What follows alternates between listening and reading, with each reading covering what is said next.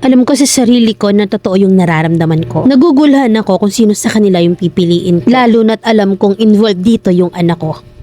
17 ako nang una kong nakita yung ka-live-in ko. Year 2020 at pandemic that time. Hindi naman sa sinisisi ko yung pandemic, pero nang dahil dyan nagkaroon ako ng ka-live-in. Nang makilala ko siya, hindi ko talaga siya gusto. Pero yung mga tita ko gustong gusto siya at boto sila sa partner ko. Na lagi kaming pinagtitripan na bagay daw kami. At dumating yung time na nang dahil lang sa panunokso nila, pumayag na lang ako na maging girlfriend niya. Na sa kadahilan ng hindi ko rin maintindihan kung bakit ko yon ginawa. Kasi sa ganung pandemic ay nag-decide yung partner ko na umuwi sa probinsya. Sinabi niya sa akin na gusto niya akong isama para ma-meet ko naman daw yung family niya. At pagkatapos babalik din naman daw kami kaagad. Hindi ako pumayag nung una, pero nakiusap siya sa tita ko na kumbinsihin siya na ako'y sumama. So ang advice ng tita ko, meet lang naman daw at para na rin daw makilala ko ng lubusan yung boyfriend ko. Kaya pumayag na lang din akong sumama. Hanggang sa na-quarantine kami ng 2 weeks at paglabas namin ng quarantine ay 1 week uli sa bahay naman nila. Hinayaan ko lang siya na mag-decide kung ano yung plano niya. Kasi bago naman kami umalis sa bahay ng tita ko sa Manila, may usapan na kami na babalik kami kaagad. Natapos ang 3 weeks na quarantine ay kinausap ko na siya. Sabi ko bumalik na kami sa Manila. Pero ang sabi niya sa akin wag na daw muna. Dahil mahirap pa daw makabalik at mahirap din ang biyahe. Kasi nga pandemic at naniwala naman ako ron. Dahil doon wala na rin ako naging choice. At ilang buwan na rin kaming namamalagi sa bahay nila at lahat ng kamag-anak nila. Kaya ang tingin sa amin ay mag-asawa na. Hanggang sa dumating na lang yung point na kahit hindi ko siya gusto at mahal ay pinag-aralan ko na lang din siyang mahalin. Hindi naman siya mahirap mahalin kasi bukod sa wala naman siyang bisyo, masipag at mabait naman kasi siya. At yun din ang nakita ng tita ko at ng side ko. At naging dahilan para maging boto sila sa kanya. So nagsama na lang kami kasi parang na-corner na rin naman niya ako. Lumipas ang ilang buwan hanggang sa tumuntong yung October. May nararamdaman akong hindi maganda sa katawan ko na napapadalas yung pagkahilo ko. Nag-PT ako at lumabas na positive. Nung nalaman niya na buntis ako pinanagutan naman niya ako. Hanggang sa binalita namin sa kamag-anak ko na buntis na ako at sumama na nga ako sa boyfriend ko. Naging okay naman kami at bukod sa natutunan ko na rin siyang mahalin, pinanindigan ko na rin lahat sa huli. Na kahit na bata ako noon at maraming pangarap, pinili ko na lang na magsama kami at bumuo ng pamilya. At habang pinagbubuntis ko yung anak namin, dun ko rin unti-unting nalaman ng ugali niya. Na dahilan para din lumayo yung loob ko sa kanya. Wala kaming maimpundar sa pagsasama namin. Nakatira kami sa magulang niya kasama yung mga kapatid niya. Na nung unay okay naman ang pakikisama nila sa akin hanggang sa dumating sa point na dahil nga kami yung nakikisama, na kahit mali na yung ginagawa ng biyanan at in-laws ko ay hinahayaan ko na lang. Na pati yung partner ko na kahit nakikita niya ay hinahayaan niya na lang din. Hanggang sa kinausap ko yung partner ko na gusto ko nang bumukod ng bahay. Pero dahil ayaw niya madalas namin yung pinagtatalunan. Na yung mga panahong yon buntis pa naman ako. Namihasa na rin ang mga kamag-anak niya sa ginagawa nilang mali. Or ipahiya ako sa tao or kamag-anak nila ay wala pa rin ginagawa yung partner ko. Hindi man lang niya ako kayang ipagtanggol. Hanggang sa nanganak ako at normal namang lahat. Hanggang mabilis na lumipas ang 5 taon. May nakilala akong kaya at nasa same city kami ngayon. Pero sa Manila naman siya nag-work. Na-meet ko siya sa social media at alam niyang may kinakasama ako at anak. At kahit na nga malayo kami sa isa't isa, na may nararamdaman ako na hindi ko naramdaman na una pa lang sa kinakasama ko ngayon. Yung tipong may mga plano kami. Na kaso hindi ko rin naman maintindihan kung talaga bang totoo yun. Kasi kapag ka magkausap kami, minamanyak niya ako kahit nasa chat lang namin. Na minsan wala siyang time na kesyo may ginagawa or busy. Na parang hindi ko na rin maintindihan yung nararamdaman niya sa akin. Alam ko sa sarili ko na yung nararamdaman ko ay totoo. Mahal ko siya pero naguguluhan ako kung sino sa kanila yung pipiliin ko. Lalo na't alam kong involved dito yung anak ko. Sana mabigyan niyo ako ng advice, Mami Len. At kung ano ba yung dapat kong gawin. Letter sender, Flor ng Northern Summer.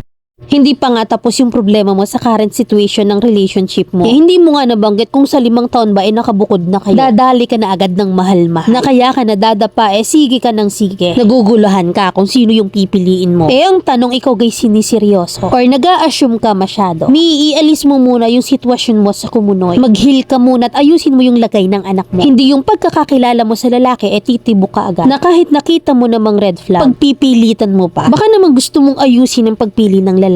Baka ang ending niyan puro ka anak tapos ikaw iniiwan sa ere. Hindi kasi sapat yung mahal-mahal sa panahon ngayon. Dapat may respeto at una sa lahat ay may kapasidad ding bumuhay. Hindi porke nakinilig ka ng bahagya kaya kaala mo na may tunay kaya ka nadadapa. Yung problema mo sa current mo hindi ka makabukod. Trabaho ang hanapin mo hindi lalaki. Kasi kung makakabukod kayo mawawala yung pinagmumula ng away nyo. Ngayon kung hindi talaga magbabago at least may trabaho ka at huwag kang napasok agad sa relasyon. Kilalanin mo muna. Kaya ka napapasubo